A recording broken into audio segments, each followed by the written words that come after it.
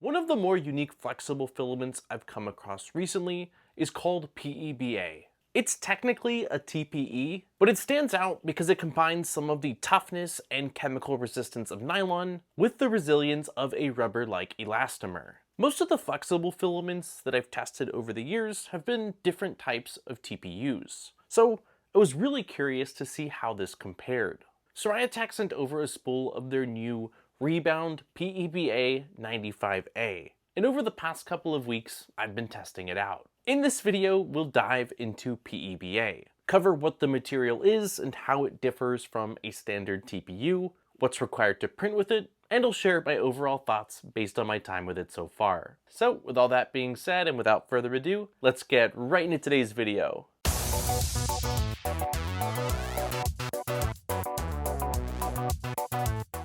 Let's start by going over the material's properties. Polyether block amide, or PEBA, is a TPE that's a block copolymer. While I'm no chemist, searching this, it's described as a type of polymer in which the chemically distinct monomers are grouped into blocks along the polymer chain. There are multiple types of block polymer structures, and in the case of PEBA, it's formed using polyether, PTMEG, and polyamide blocks. This is what gives the material its combined flexibility and softness of a TPE with the strong, durable, and chemical resilience that comes with a nylon. If you're interested in reading more on block polymers or PEBA on a chemical level, I will place some links in the description. Today's video is brought to you by MicroSwiss. Based in the US, MicroSwiss manufactures high-quality 3D printer upgrades, including extruders, hot ends, and nozzles for over 150 different models. I've been running their hardware in my machines for over 6 years, and have always been impressed by their meticulous attention to detail. Their newest line of drop-in hot ends called FlowTech features high flow, and its leak-proof design allows for cold nozzle swapping. FlowTech is constantly expanding, and they recently added a version for the Bamboo Lab X1 and P1 series of printers. From plated brass and hardened steel CM2 to CHT and Diamondback, they have nozzles available for any application. Links are in the description to find out more about the various upgrades they offer or to pick up your own. For Siraya PEBA, they currently have two options, which is the Rebound 95A and PEBA Air. I just received a roll of the Air version, which seems to sort of have the same kind of foaming property we've seen with other lightweight filaments, but the one we're covering in this video is specifically the 95A variant. We've already touched on the chemical resistance and strength of this material, but a couple of the other standout features from the product page is a 78% energy return and that it's 15 to 20% lighter than a TPU 95A. As someone who loves functional 3D printing, some of this material's characteristics had me very excited. One thing I like to do when possible when testing a new material is to compare its technical datasheet or TDS to a more familiar material. In this case, Siraya also offers a 95A TPU, so I grabbed both of the material TDSs and put them side by side to do a quick comparison. Some of the standouts in the mechanical properties of the PEBA is the sizable increase in tensile stress at 100, 200, and 300% elongation compared to the 95A TPU. This is the force that's required to stretch a material from its original length. The Young's modulus value of 392 is way larger than the measurement of 20 for the TPU. This is likely due to the stiffness in the material that's caused by the nylon. The elongation at break is right around 20% less with the PEBA. For thermals, the only values I saw was the Vicat softening temperature, which is 133 Celsius for PEBA and 99 for TPU. For density, PEBA comes in at 1 gram per cubic centimeter compared to the TPU, which is 1.16 grams per cubic centimeter. Now that we know a bit about this material and some of its properties, let's go over what's actually required to print with it. Siraya provides a pretty detailed recommendation section for printing parameters, which is super helpful to get you up and running successfully.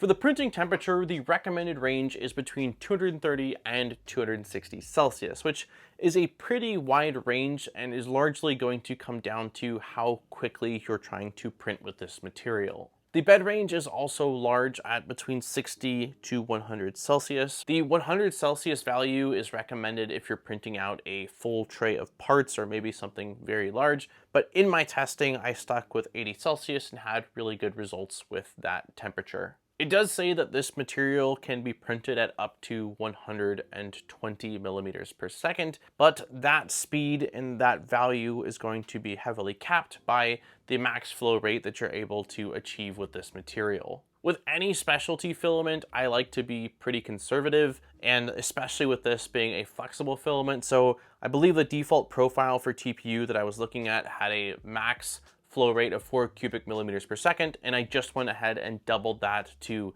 8 cubic millimeters per second. For a speed breakdown, I put the first layer at 20 millimeters per second, the outer wall at 60, inner wall at 80, infill at 100, and the top surface at 70.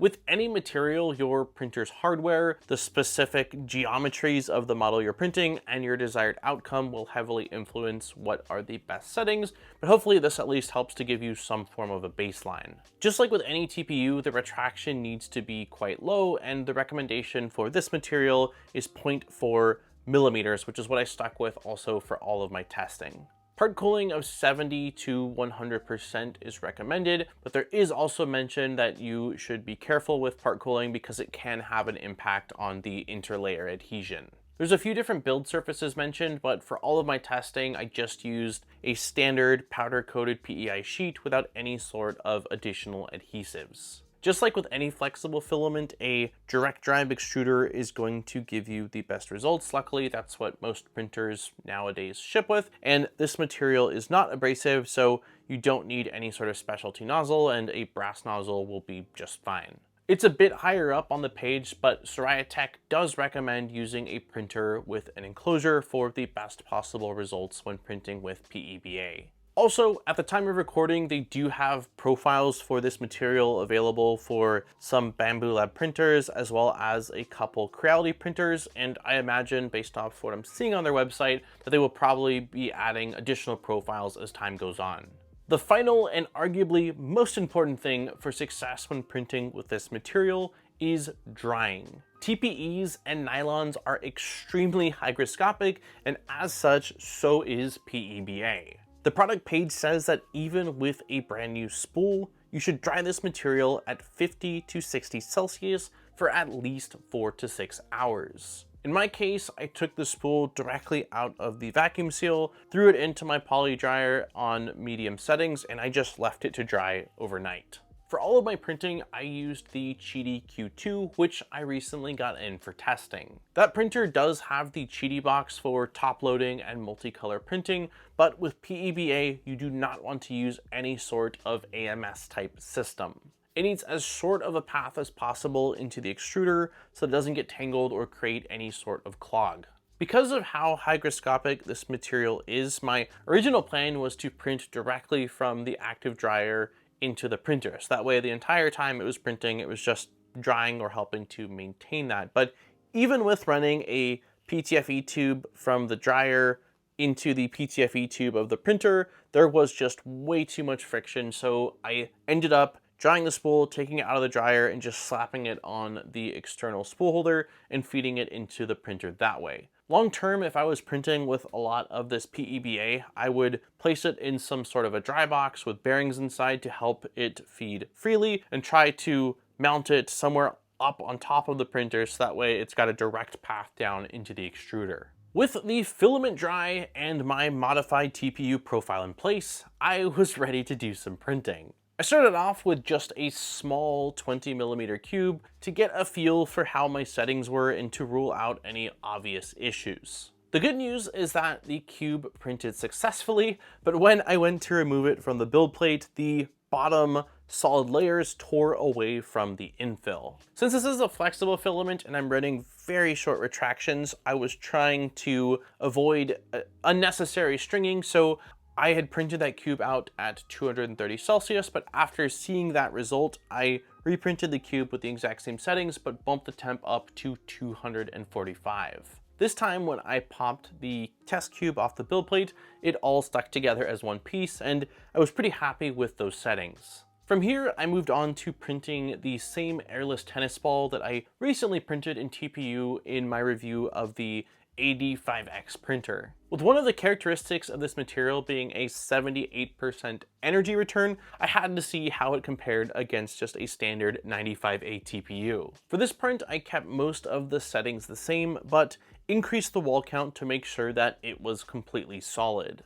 I started off with the default support settings and just applied them to the area that came pre-painted on the model, and everything looked pretty good when it printed, but removing those supports was a different story. If you've ever tried to remove TPU supports, then you know what my experience was like, and after some struggle, I just decided to leave it, and I printed out the ball one more time, this time increasing the Z top gap from the default of 0.2 to 0.4. This gave me much better results, and while the ideal scenario would be to use something like a tool changer and use PLA for the supports, other than a bit of material that was just stuck in the mesh, I was able to get most of the material off with just a little bit of effort. I then reprinted the exact same model in a TPU 95A so that I can do some comparison. While the two materials look and feel relatively similar when held in your hand, when dropped on the floor, it is a completely different story. The TPU has little to no bounce and it drops off quickly, while the PEBA has a springiness to it and continues to bounce. I had some fun getting a few different shots of these bouncing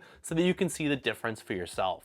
From here, I printed out a handful of other things, including a wrist support, a doorstop, and a couple of different phone cases. Initially, I had some concerns about how adhesion would be with this material based off of some stuff on the product page, as well as it containing nylon, but I was really surprised with just how strong the adhesion on the bed was with this filament. For the phone cases specifically, I really struggled to get them off. I tried removing one of them with the build plate cold based on what the product page mentioned, and then I tried removing the other one with the build plate warm based on some feedback I got in a recent flexible filament video, but they still required a ton of pull, and in both cases ended up deforming the parts a bit while I was trying to remove them. I didn't try using alcohol, which was another recommendation in my Moreflex video, but I feel like the ideal scenario would be also to have a tool changer and basically lay down a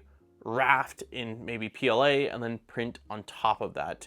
So that way you're not struggling to remove the part or accidentally damaging it. This seems especially true with parts that have a large flat base surface area. The doorstop as well as the phone cases had some stringing on them, which I was not surprised by since I had raised the temperature, but I was able to clean that up relatively easily by just hitting it with a heat gun. It can be a struggle for me to try to figure out what models I want to print when testing out new materials, but something about the springiness or bounciness of this material made me think that it would be excellent for a mallet. Originally, I was thinking about just modeling up a simple cap that would slot over my hammer for when I didn't want to hit things directly with metal, but upon doing searching, I came across the Rage Hammer. This is a toy hammer that combines TPU cups with a rigid frame, and after looking at it, I had to print it out. Once again, the biggest issue I ran into was removing the cups from the build plate, but with a bit of convincing, I was able to get them off without damaging them. There was a bit of stringing, but one of the halves came out looking pretty nice, while the other one had a really rough seam. I'm thinking I likely need to just dial in the pressure advance values a little bit more, but I also didn't see it until after the model was done printing, so I'm not entirely sure if maybe there was just a bit of curling that was going on that may have been cooling related. The print still went together without any issues, and combined with the PETG frame, it is a ton of fun to use. For the final test print, I went with a model I found of a tire for an RC car. Once again, I printed out two of them, one in the PEBA and one using that same 95A TPU. One question I received in the video I did on Morflex was how grippy or is the material grippy? And in the case of that material, it wasn't, but since I had a few people ask me that same question, I figured I would take a look at this and address it with the PEBA. While they are definitely similar, PEBA does seem to have a bit more grip to it. I didn't have a great way to test this, but I did place both tires same side up on a pane of glass as well as on a cardboard box, and in both cases, as I increased the steepness of it, the TPU tires slid before the PEBA one did. Not exactly foolproof testing, but I do hope that at least helps to answer that question, since clearly there is interest in grippy material. The final thing I did with those tires was throw them on a scale so that we could see the weight difference. Using the exact same print settings, the TPU 95A weighed 88 grams and the PEBA tire weighed 67 for a reduction of about 24%. Overall, printing with PEBA felt very similar to printing with TPU, with the main differences being you need a hotter bed, as well as the recommendation of using an enclosure. If you've already printed with TPU and you make sure that this material is nice and dry, I don't anticipate you having any major issues trying to use it. This is a material that I will be holding on to, so that way when I get up and running with the ProForge 300 or the Snapmaker tool changer, I can use it in some of those multi-material projects. And that's been Siraya Tech PEBA Elastic 95A. I hope that you enjoyed this video and that you have a better idea of what this material is, some of its properties or characteristics, as well as what is required to print with it. If you have any questions, let me know in the comments and I will do my best to answer. As always, if I don't know the answer to your questions, I have no problem reaching out directly to Siraya Tech to try to get those answers for you. On that note, don't forget to like and subscribe for more great videos. We make a new video just about every single week, so there's always fresh content coming your way. And if you want to support the channel further, I'll have links in the description over to our Patreon,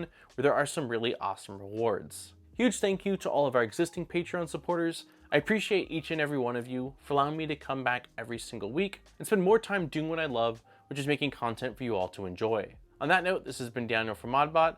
Look forward to seeing you guys in my next video. Peace, guys.